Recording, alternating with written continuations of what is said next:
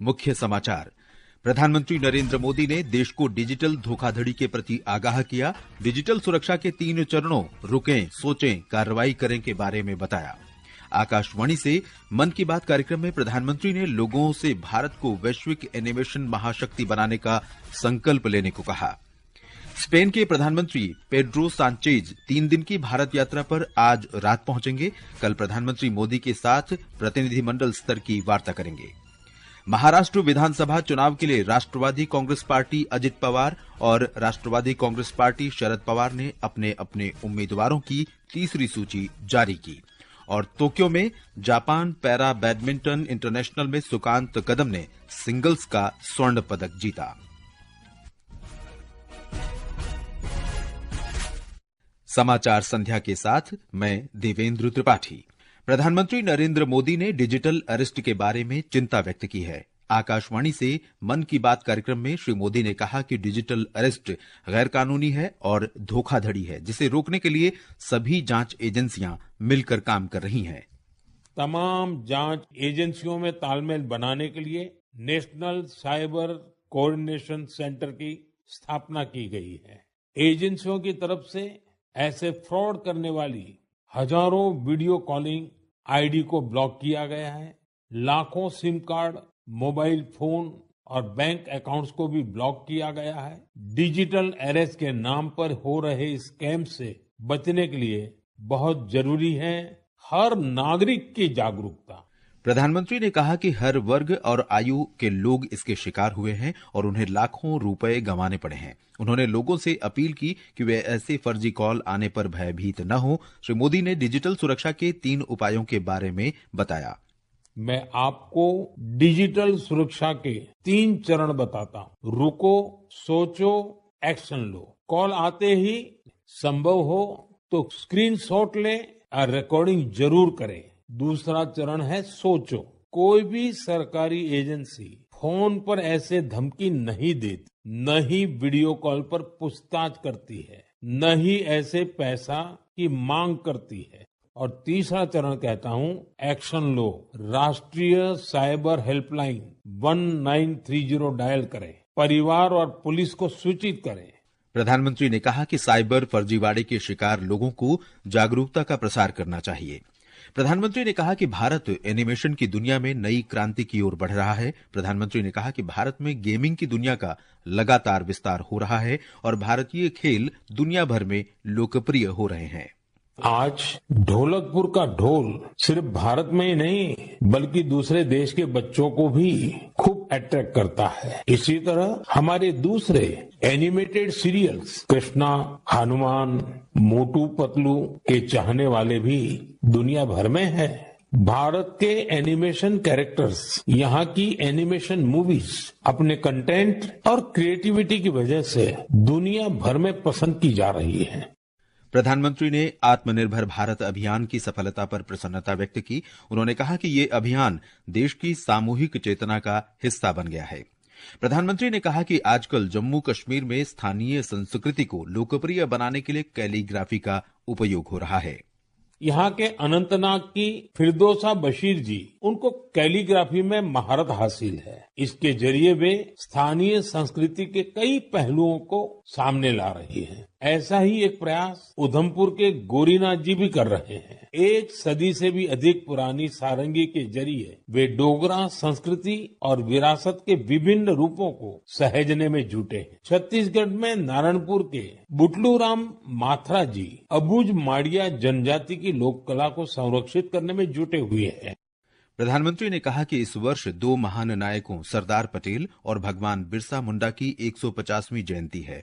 भगवान बिरसा मुंडा की जयंती 15 नवंबर को और सरदार पटेल की जयंती 31 अक्टूबर को मनाई जाएगी।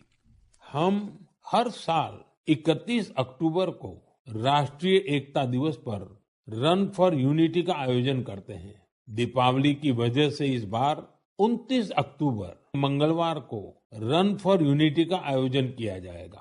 मेरा आग्रह है ज्यादा से ज्यादा संख्या में इसमें हिस्सा लीजिए। देश की एकता के मंत्र के साथ ही फिटनेस के मंत्र को भी हर तरफ फैलाइए। प्रधानमंत्री ने लोगों को धनतेरस, दिवाली, छठ पूजा और गुरु नानक जयंती की शुभकामनाएं भी दी। मन की बात के श्रोताओं को धनतेरस, दिवाली, छठ पूजा, गुरु नानक जयंती और सभी पर्वों की बहुत बहुत शुभकामनाएं।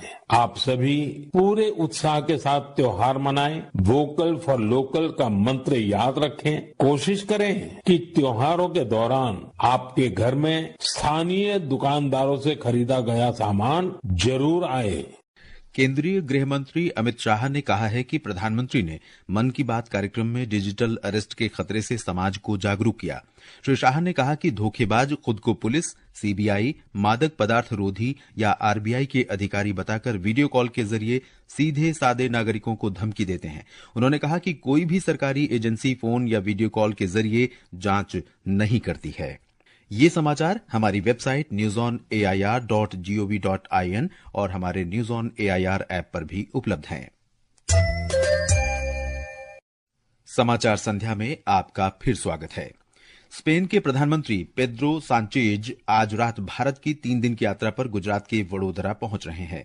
विदेश मंत्रालय ने कहा है कि स्पेन के किसी प्रधानमंत्री की भारत यात्रा 18 वर्षों के बाद हो रही है। इससे पहले प्रधानमंत्री नरेंद्र मोदी और प्रधानमंत्री सांचेज बहुपक्षीय बैठकों से अलग कई बार मुलाकात कर चुके हैं।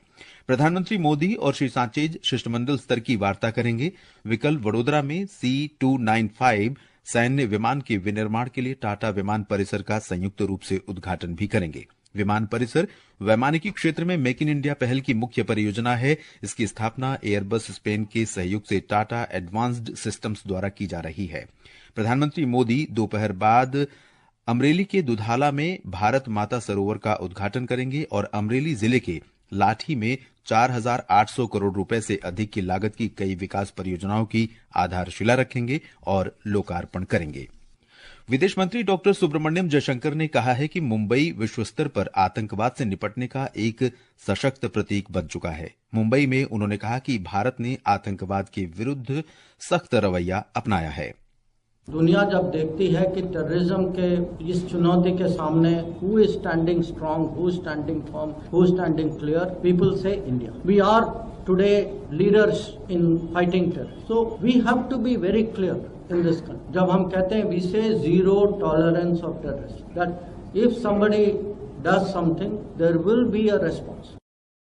डॉक्टर जयशंकर ने कहा कि भारत और चीन लद्दाख में वास्तविक नियंत्रण रेखा के पास जल्द ही गश्त की शुरुआत करेंगे। दोनों देश अप्रैल 2020 के सीमा गतिरोध की शुरुआत से पहले की स्थिति को भी बहाल करेंगे।